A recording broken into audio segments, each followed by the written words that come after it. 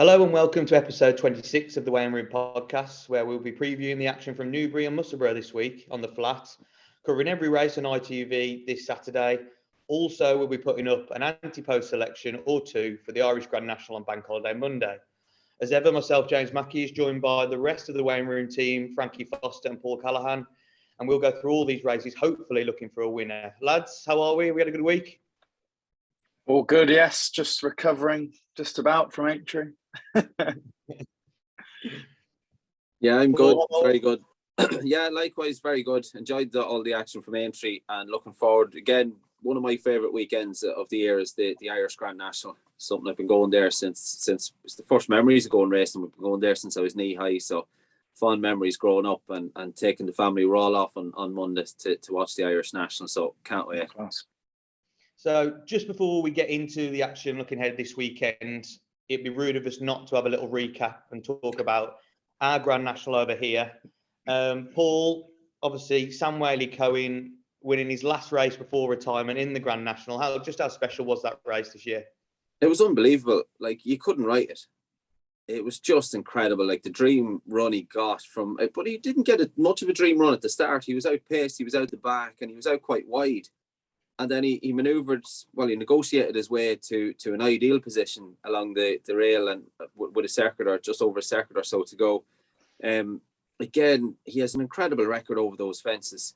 So he'll hardly come out of retirement now next year, but it's just an incredible achievement. I know there's been various things in the media with money and that kind of stuff, and fair enough in some sense, but you have to go out and do it. And his record is...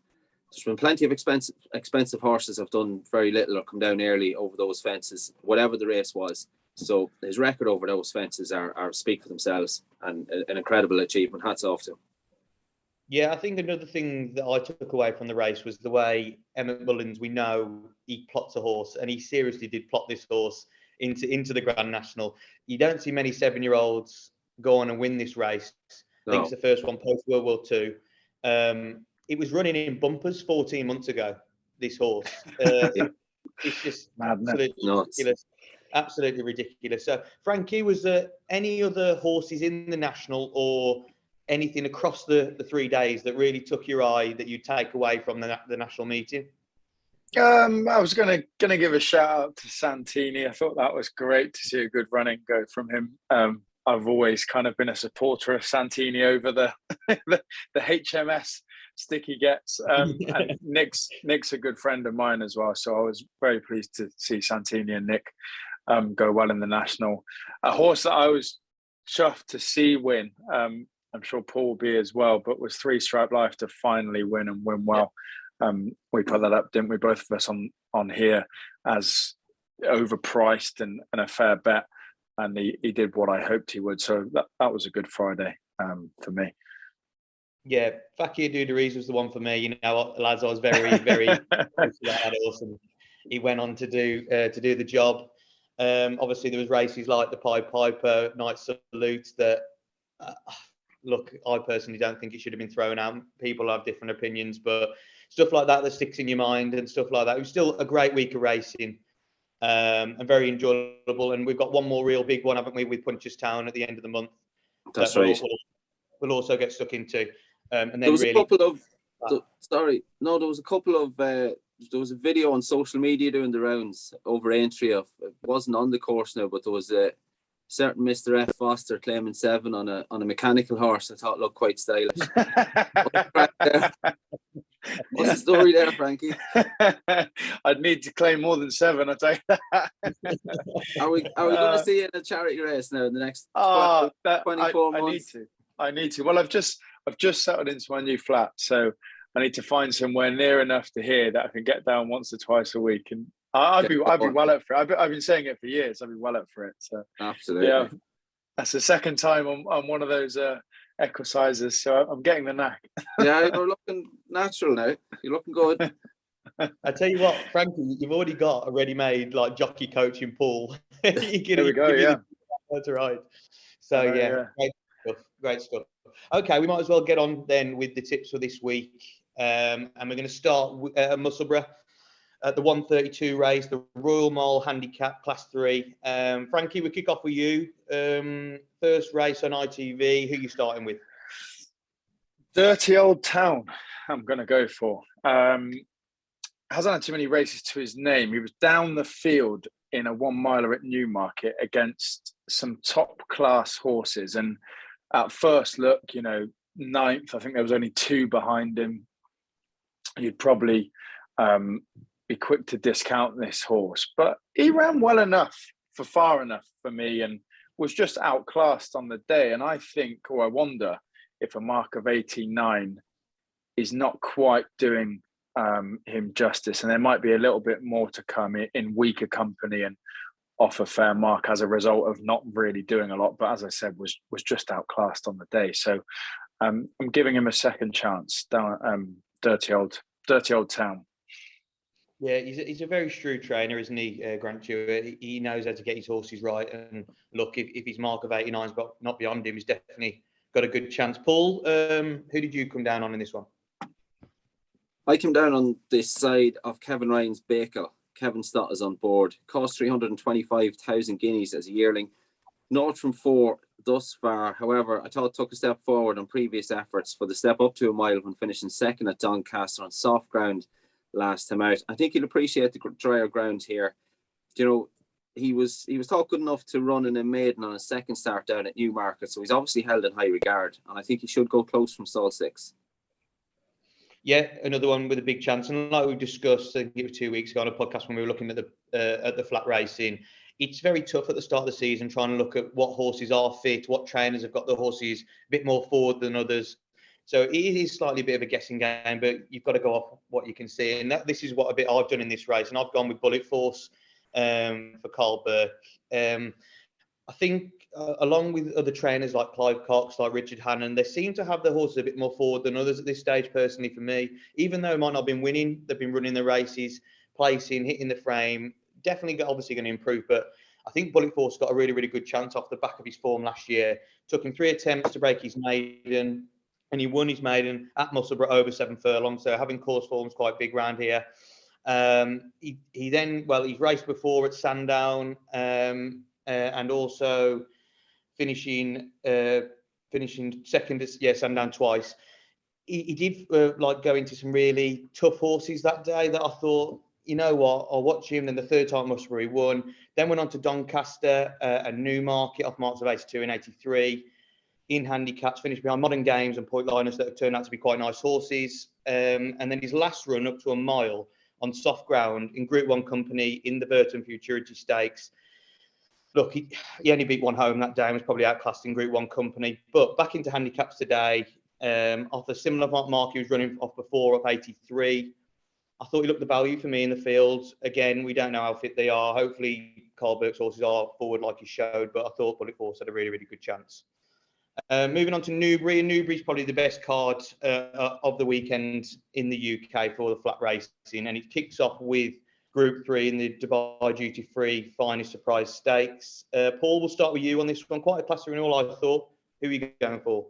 Yeah, it's competitive. I've gone with the William Haggas trained Al Arab. Tom Marquand on board. The course and distance winner last time out on soft ground. That was towards the end of October, so it would have been quite testing. But he had Max Vega and Siscani in behind him on that occasion. His wins have come on soft, good to soft, and good ground. The yard are going well. I thought they had a nice debutant yesterday in Shrine, who was second in the opener at Newmarket we're recording, that was on Wednesday. So yard's in good form, and I've just gone with El Arab, guess the tentative vote here. Yeah, I thought Enshrine was a real eye catcher. Definitely one to put in your tracker going forward. I thought if you look at a lot of Haggas' horses, especially first time out, they need the run. He leaves a bit in them, and to finish second behind quite a nice horse on Wednesday, I thought that was a really nice run. Yeah, she was getting pushed along. I don't know whether it was just maybe a bit of both, a bit of greenness and not coming down the hill for the first couple of furlongs, and then once she met the rising ground and as the race progressed, the penny started to drop. Yeah, but like you say, Haggas is in decent form start this season, running at 27% as we talk now, strike rate. So El Arab, definitely got a chance. Frankie, who did you come down on? Same camp for similar reasons. El Arab very consistent last season. running in multiple group races and placing in multiple around the 1 mile 3 mark. And then, as Paul said, finished the season over course and distance, is a positive vote starting the season now with that extra furlong back at Newbury. And I think, has a decent chance, Illarab. Well, I'm going to go against the both of you here, and I actually quite like this. I think it's not like you, James. The prices aren't really out yet as we record, but we can go off forecasted prices and what we think they're going to be. And Thunderous for Mark and Charlie Johnson was the one that took my eye. As a 2-year-old, he landed a hat-trick of wins at the start of his career. Doncaster Red Car in Newbury, with his final win coming in the listed Denford Stakes, which I thought was quite nice. He moved up in trip for his first start as a 3-year-old, was second to Vulcan Star, turned out to be a nice horse, and that was in a listed event. He then went on to win the Group 2 Dante. It was quite surprising that day he went on to win, but a lot of nice horses have won that race at York. He beat Highest Ground for Sir Michael Stout by a neck, and that looked to be probably his best performance to date.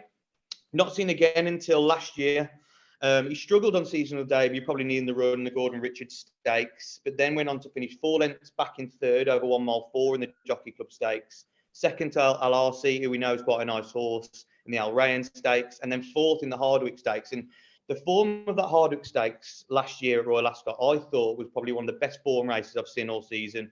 If you look through, it turned out that the first, second, third, fifth, sixth, and seventh either went on to place or win in group or listed company after that.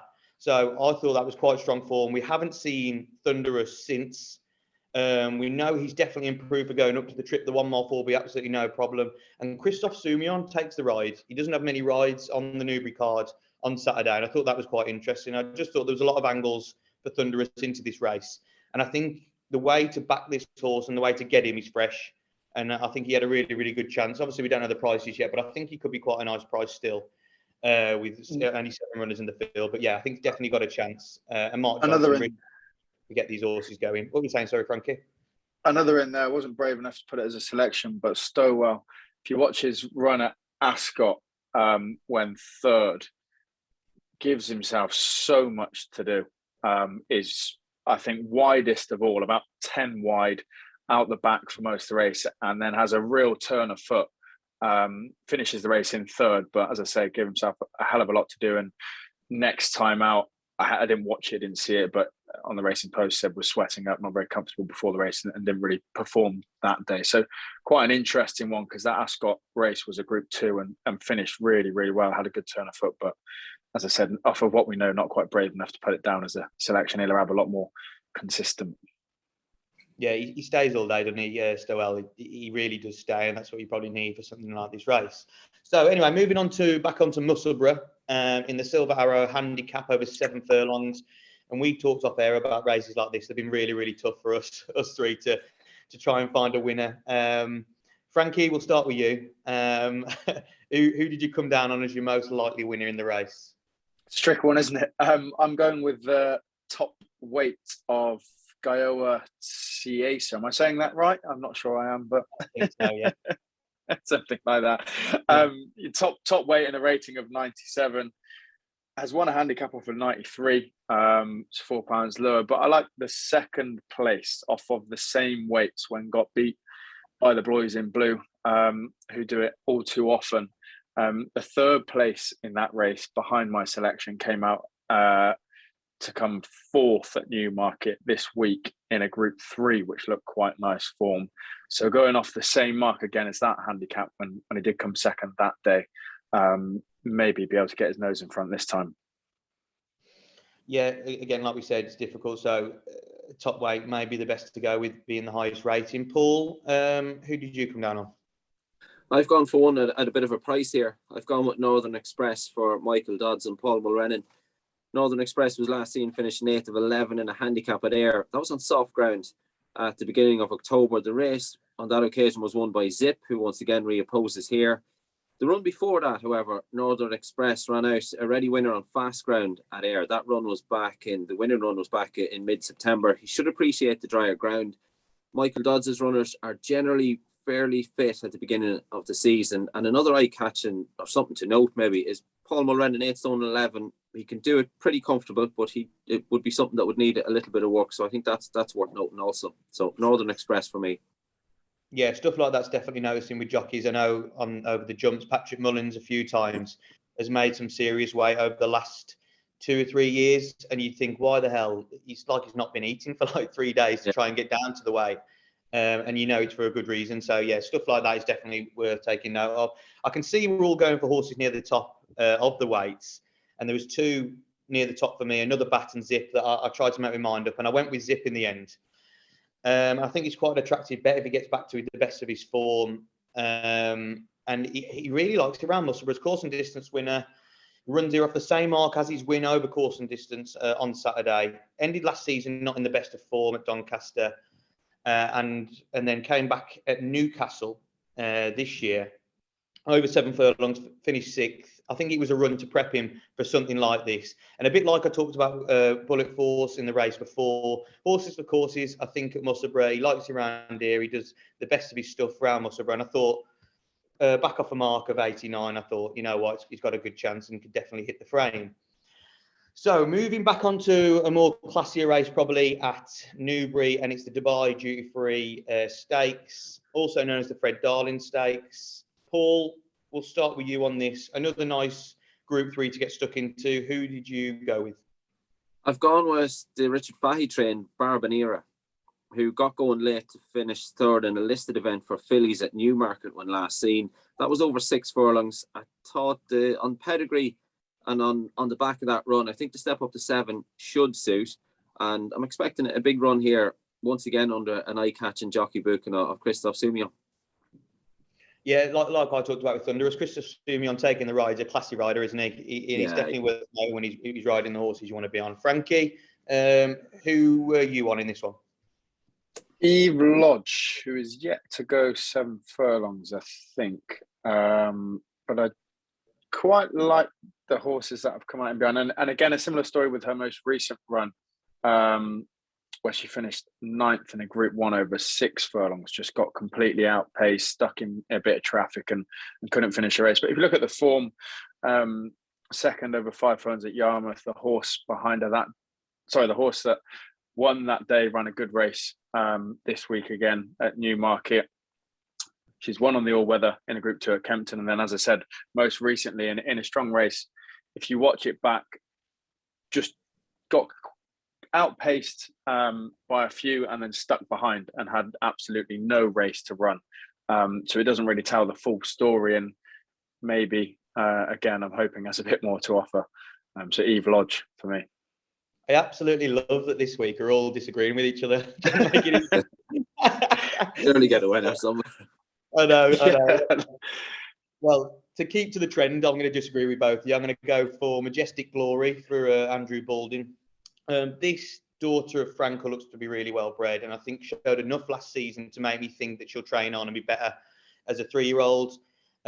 She needed her first run at Wolves last season. She then went over 6 furlong at Newbury and finished next second. Backed that up at Newmarket over the same trip when getting off the mark at the third attempt.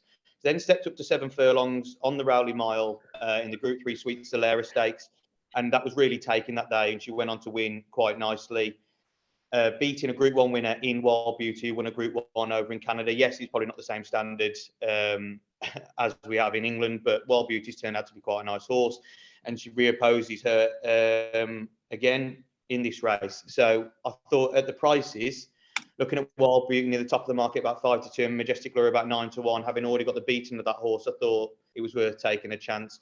You also look at some of the other form of Majestic Glory. Although not running great races, she ran in the Group 2 Rockville Stakes and Group 1 Fillies Mile. Look, she didn't beat much in both those races and looked a bit outclassed. But at 9-1, like I said, if getting back to the form earlier on seeing them, and this isn't as deep a race as those races, I thought 9-1 was quite an attractive price each way. So the penultimate event at Musselburgh is the BETWAY HOLYROOD handicap over 5 furlongs.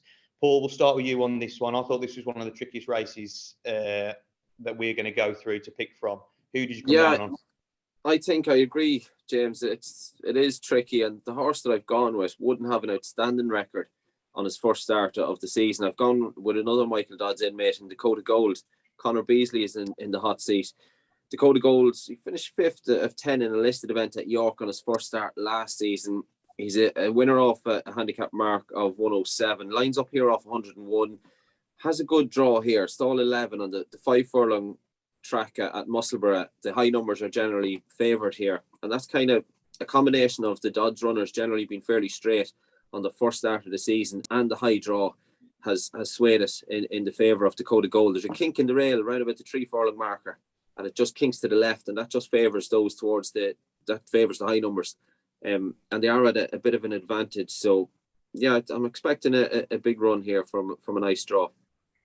I think the thing with this race is, and this is where the flat racing is different to jumps racing. With jumps racing, you know pretty much what horses are coming back every season.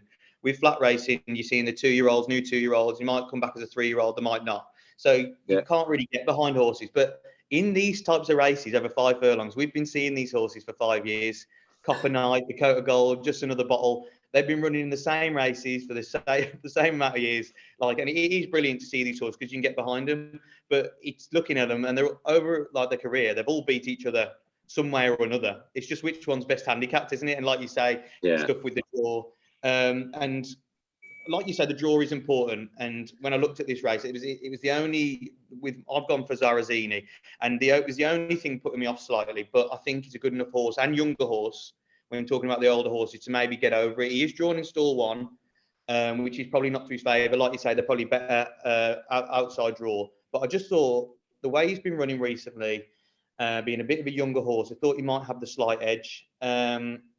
He's been running on the all-weather, finished second the last 4 times at Southall and Wolverhampton over 5 and 6 furlongs. But if you go back to his last turf run over 6 furlongs at Redcar on fairly quick ground, he was a really nice winner of a Class 3 handicap. Also, his trainers, David and Nicola Barron, they're running at a 40% strike rate at the moment, having 2 winners from their last 5. They're not the biggest yard in the world, but when you've got to look for stuff like that with smaller trainers, when they're running really well, I thought it was a very tough race to pick from, but that's the way I would go. Frankie, who did you come down on? We're finally in agreement, James. We've finally got one in the hardest race of the card. I'm with you on Zarazini. For similar reasons. I don't know if you'd heard me say this before, Paul. James, you definitely have. I've got a superstition that if a horse has come 3 times second in a row in the same season, it will win the next time out. So right. on that basis, it'll win. I'm sure it does. I'm sure it's got about a 50% strike rate on that rule alone. I was just about to ask. That's good. But, and again, James, I agree. I much prefer to side with an up-and-coming horse in one of these type of races than one that's been around for a few years. And like you said, you're just trying to figure out if it is or isn't well handicapped, and if it is or isn't running well. So Zarazini does look good. All those seconds have come on the all-weather, and his mark has gone up from last run on turf, but I think so is his improvement on the all-weather. So rightly so, could probably justify that rise in the ratings with an improvement in performance here. Yeah, these types of races, always trying to find little angles with different horses, and obviously we've latched onto the same angle there, so hopefully it's a winning one. So the feature race on ITV on Saturday is the Group 3 Greenham Stakes. Last year won by a nice horse in Shindit that's come out already and won this year. Only 6 go to post. Paul, looks a really classy renewal to me. I know small but select, but it looks quite a nice race. And quite difficult, really, obviously, looking at horses having their first run this season, even though showing a lot of talent last season. So who do you fancy? Yeah, as you said, competitive. I think only about £8 separates the field on handicap ratings. I think Ralph Beckett's colt, I think Angel Bleu will struggle. His best form is on testing ground, which he's not going to get here. Flame and Rib, Hugo Palmer's horse has been on the upward trajectory. James Doyle takes the mount, but I've gone with the Richard Hannon trained Lucille, who was last seen. He finished last of 4 in the Champagne Stakes on his final start last season, but he wasn't beaten that far. He was only beaten about 5 lengths by the winner. Earlier on in the season, he did complete the hat-trick of victories. He had a win at York and 2 at Newmarket, and I fancy him to get back on track here in the hands of Pat Dobbs. See, this is, Paul, this where I'm going to disagree with you slightly on Angel Blood, because I quite fancy Angel Blood, but I agree with you on the sense that his best form comes on soft, heavy ground. Completely agree with that. There's no question with that. But I think his form on quick ground is still good enough if fully wound up for this race. I really do. If you actually look his second ever run was at Salisbury, won over 5 furlongs on good to firm ground. He's also gone to finish second at Ascot on good to firm ground behind New Science, who's come out this week already. He's definitely a mud lover and definitely wants further, I think, in the future. And the 7 furlongs might be a bit sharp, and that's where he's probably taken the risk. But I just think he's quite a classy horse, and I think he's definitely going to train on. He's got the most experience in the field. You look at his wins in Group 1 Company last year. Yes, heavy ground. Yes, very soft ground. But the Prix Jean-Luc Lagardère is not a race that's taken lightly, I think, every season. There's some really good horses that go into that. You look at Noble Truth and H&M Roman behind him that day. You then go over to St. Cloud, and then in the Criterion, where winning the Group 1 again, I know it was very soft ground, but H&M Roman was behind him again that day. I think he'll turn out to be quite a nice horse. I just think the form stacks up, and I think this horse is either going to go to the French or English 2,000 guineas off the back of this. Look, he might need the run. And that's the thing. And that's the thing you take with these sort of horses at this stage of the season. But I think if wanting to win either the French or English 2,000 guineas, and I think he probably does want a mile, maybe 1 mile 2 in the future. So the 7th furlong might not fit. But if wanting to go and win those races will go close, it'll need to go close in this, regardless of how wounded up he is for the race. So I just saw Angel Blue was the class angle in this race, and that's the one I'll be sticking with. Frankie, who are you siding with? 6 runners, and we are going to split the field again.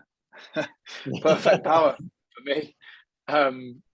Again, from kind of watching replays has made me come down on this horse. I think he'd be on. I think he would have landed the hat trick had he got a clear run at Goodwood. Got stuck in traffic twice and just completely killed his momentum. And that's exactly what this horse needs. If you watch him race, he takes a little longer than some to get going.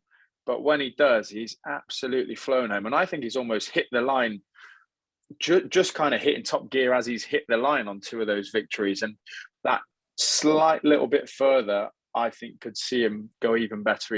He looks better the further he goes. He's got a nice long stride. And once he gets going, he's flown home and hit the line hard with each race. So I think this race will suit him. Definitely perfect power. I think it's a fascinating event, definitely, and a really nice Guineas trial to look at, because I look at a lot of the horses in the field. They look like speed horses to me, whereas you might need something that stays a bit further, and that's why I've gone with Angel Blue. But I think it's a fascinating race, and can't wait to see what happens. It's a good race, isn't it? Yeah, it really is. It's definitely the feature of the weekend on the flat in the UK, definitely. And it's obviously there's been some nice racing at Newmarket, and it just adds to that. You really get the sense that the flat's starting now, don't you? Now that entry's it's some good races across the card. So back up to Musselburgh for their final event on ITV, and it's the Queen's Cup. It's their feature race over 1 mile 6. This is another competitive race. Frankie, we'll start with you here. Who did you land on? I'd run out of ideas by this point. This was the last handicap I looked at, and I saw Emmett Mullins at the top, and I thought that would do.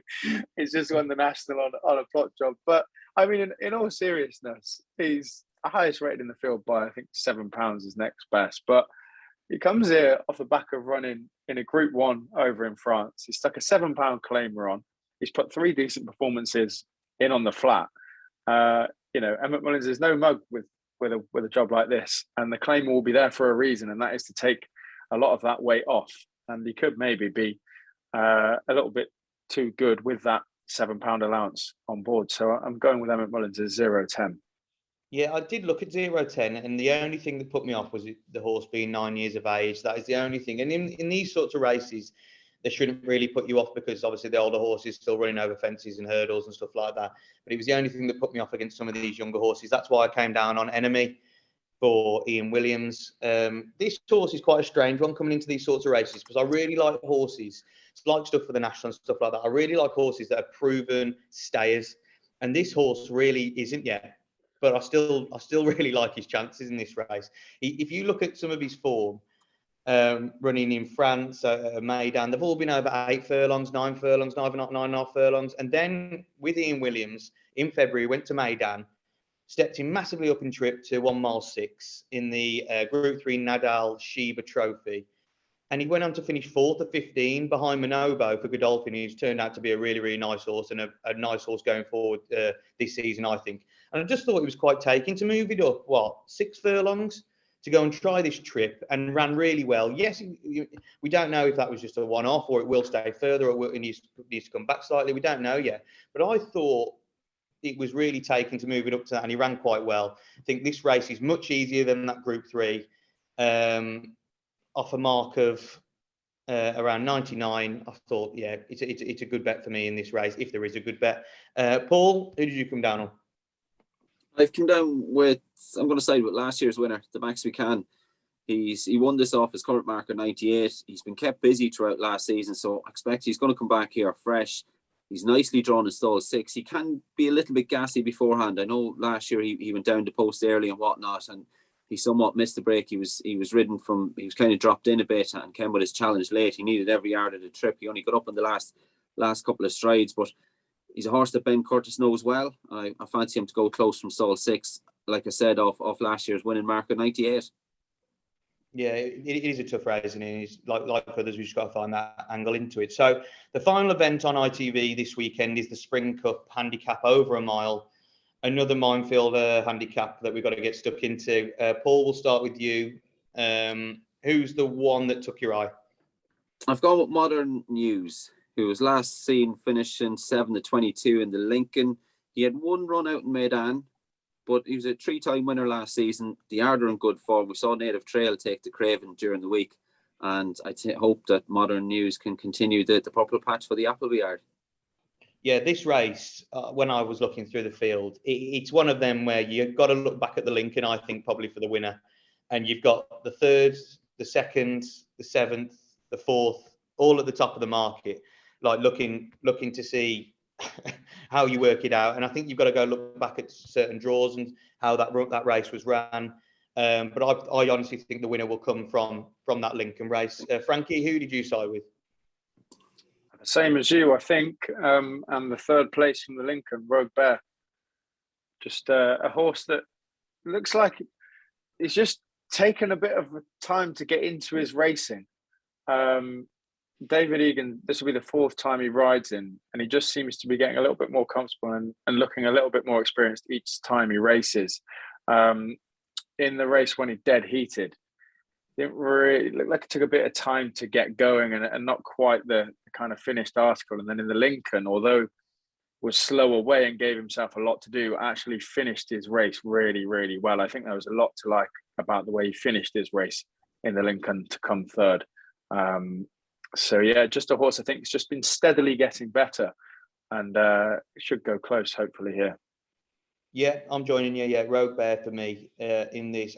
In the week, this horse was a much bigger price, ante-post, and it seems to be a bit found out in the market. Currently around 72 4-1 near the top of the market. And he might be quite skinny now looking at it, but I still think it can be a bet if it starts to drift. I think you're absolutely bang on with how this horse has progressed. I think the further it's gone, the better it's been. Tried at 6-7 furlongs, running to a fair standard. And then when it's been stepped up to 8.5 furlongs at Nottingham, went on to win back-to-back races. I think its seasonal debut this season when 3rd of 22 in the Lincoln, off a mark of 87. I thought that was quite taken. If you look at that race, where that horse was drawn compared to the other horses, had to come right across to get involved, only finished 2 lengths behind the winner that day. Off the same mark here, drawn much better in amongst it. I think jockeys like Ryan Moore, James Doyle, they're not far away from the pace, and I think that's got to be the pace max to aim at. I think he could go really well, and I think he could be quite a nice bet in what looks quite a tough handicap. There's some really nice horses in this race that, again, might have to have the run, whereas Rogue Bear has had the run. We know he's going on a steady upward curve, and I think he'll go really well. So, lads, that's all the races finished on ITV, but it'd be rude of us not to talk about the Irish Grand National on Bank Holiday Monday, like we alluded to at the start of the show. And Paul, as you've got quite a tie to the race, going to the race this year, being to the race future. We'll start with you this year. Obviously, we're talking from filming on Thursday, so we're talking from an ante-post angle, and these horses might not be in it, but it's horses we think at the current time and at the current prices, and if they go into the race, they've got great chances. So just to put that out there. But Paul, we'll start with you. Who are you going with? I am going to go with, I quite like Max Flamingo, who was a winner last time out. He's trained, a local trained runner, trained in County Meath in Stamullen by Francis Casey. was a winner at Thurles last time out. Dennis O'Regan already jocked up. He was on board then. Carries 10 stone 3. The Irish national novices would have a great record in the race. So it'll be interesting, however, how tactics will play out. I know he was tried to drop him in last time out, and he ended up, I think he was up near the front on the approach towards the second fence. You wouldn't want to be too far back here. They do go a good gallop, but the gallop it tends to not drop off. So I'm going to side with Max Flamingo, and I quite like Mount Ida, maybe at a bit of a price to run well if she turns up. She unseated Dennis O'Regan at the first in the Grand National at Aintree. There's nobody jocked up at the moment. She has a handy weight of 10 stone 11. Just to mention, Max Flamingo is 10 stone 3. Not sure if I mentioned that already, but Mount Ida is 10 stone 11. There's no one jocked up yet. She unseated at the first fence at Aintree in the Grand National. Before that, she was well beaten in the Mayor's Chase at Cheltenham. So I'm not quite sure. She's been quite busy in the last couple of weeks with travelling and whatnot. But she is a winner at Fairyhouse on New Year's Day over 2 miles and 5. And she looked like she would have the potential to see out this trip. And she might just run well at a bit of a price. Yeah, it does look like she needs a trip now, doesn't it, Mount Ida, with winning the Kim Muir and the way she ran that day and getting back to Fairyhouse. Definitely, if going on to run, I think, yeah, definitely got a good shout. Frankie, who are the ones that really took your eye in the field at the moment? I think you'd have to give a shout to Enjoy Delen, who unfortunately didn't get a race at all in the National for the same reasons. We all fancied it somewhat for the National, a bit of a JP plot job maybe bought for the race. Obviously comes here retaining the same mark after not having a race in the National. Paul, you probably know more than me, but how much does that affect its kind of training cycle? It would have been prepped for the Nationals, then obviously not raced, so it shouldn't be fatigued for going just to the first fence, but they have now got to get it ready for this. Did it throw it off course much? Or I suppose it would depend on the horse. Paul Nicholls mentioned it with Brave Man's Game that he probably overcooked the horse on the lead up to Cheltenham. I suppose it would depend on the individual. I'd imagine, there's not much of a break not much time between Aintree and Fairyhouse and whatnot. So, I think it's a bit like football players. Once the horse is fit, they're fit. It's just a case of keeping them ticking over, keeping them happy and healthy. Yeah, I guess, yeah. They would have had it right for the National, wouldn't they? So to keep him somewhat there. Keep him ticking over. The other, which is favourite, but Callaghan and Frankie, just because of the way he's ran behind, top class horse, Hoysignor, Long Presse at Cheltenham, they've both come out to put in even more solid performances at Aintree, and he's not the highest in the weights. I think 154. So it's not like he's coming here at top weight after putting in a solid graded performance at Cheltenham over 3, and a horse that's just looked better the further he's gone. Jumps well, and we don't know if he'll get the trip, but nothing suggests he wouldn't. And yeah, I think although favourite and backing a favourite in a race like this is, well, I say that, like the old stat about the National favourites actually plays out quite well. So maybe you do want to side with one at the top of the market. But I think, Callaghan and Frankie's got to have a chance. He's a classy horse. Yeah, he's definitely the class angler in the race. The 2 horses that I came down on if going into the race, and I think this one, I'll be very surprised if come Saturday, he's not in the declarations. He's Far Class. Far Class was a horse I liked for the actual Grand National. Seemed to have been taken out to go for the Irish National. And I think he's got a really good profile going into the race. 5th in the actual Grand National last year, slightly faded. This is 3 mile 5, whereas that was 4 mile 2. I think he'll get the trip no problem. He was only seen twice. He's only been seen twice this year. He was unseated his ride in the Kerry National in September, but in November then, when we last saw him, and then went on to finish 2nd behind Runwell Fred in the Troy Town Handicap Chase, where Runwell Fred run away with the race that day. Hasn't been seen since then. I'm not sure if anything's gone wrong in preparation, and I'm really not sure on that. But on a mark of 152, which when I look now, he's only, I was on off a mark of 146 when he went into the National last year. Having much less races going into this race, should stay the marathon trip, having stayed a long way for the Grand National. Also having a similar profile to Tiger Roll in winning a Triumph Hurdle at the Cheltenham Festival and going over longer trips. He's also finished 2nd in the Paddy Power Plate last year at Cheltenham. He's got some classy form. He looks to be absolutely prime for this race. And I think he's quite a good angle into this race, personally. Around 8-1 currently at ante-post. Another one, and I'll be silly if I didn't stick with it, is one you mentioned, Frankie, Enjoy Delen. we don't know if he's going to go for this race, and I'm hearing from Paul, we don't know how the horse is and whether it will run. But I couldn't live with myself if I didn't put this horse up and it ran at 16, 20 to 1 from really being one of my favourite fancies for the actual national.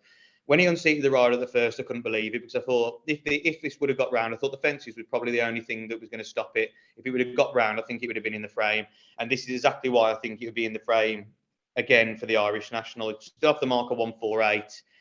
Already talked about his form on the last pod, like just set up over hurdles, running in the Paddy Power Chase at Christmas. He's got a lot going for him. It's just if the horse is right and if the horse turns up here. The prep for the national was perfect.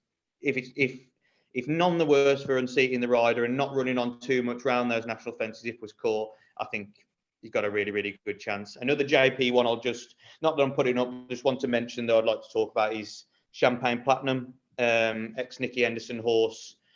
Looks really weighted to go well in this sort of race. We'll definitely get into the race, being 28th in the field currently, and a lot will definitely come out this race. Always been a star in the making, finishing 5th in last year's attempts. This term sent over fences, and now not with Henderson, with, let's have a look, with Ender Bolger.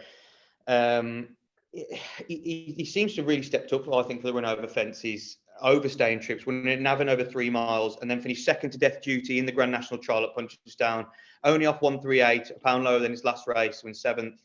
Thought he could hit the frame, about 22 at the moment. I thought if he goes to the race, he's got a really good chance. So they're the 3 I'd probably put up, but again, it's a guessing game. We don't know what it is at this moment, but if they are to go, I think some of them will be short prices.